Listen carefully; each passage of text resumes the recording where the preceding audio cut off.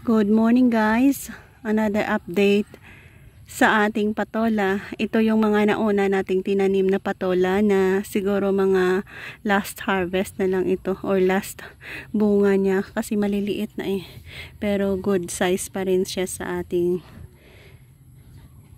pang-ulam. So ayan, nagkaroon tayo ng isa, dalawa, tatlo ang kinuha natin. Meron pang sumusunod dyan, oh. Yan.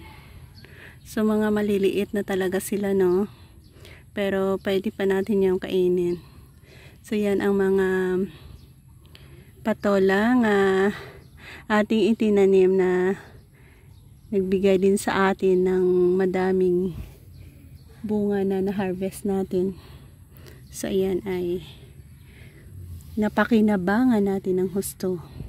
So may mga bago tayong itinanim dito na umaasa pa rin tayo, nalalago rin sila.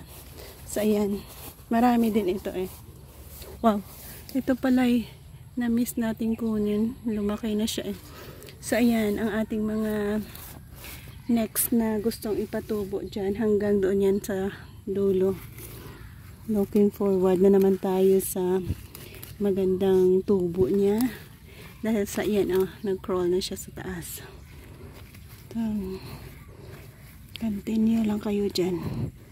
Make yourself at home. Ayan. Ang ganda ng bulaklak. So, bye-bye. God bless and hope nga makapag-produce ka more fruits. Aton patola na ito.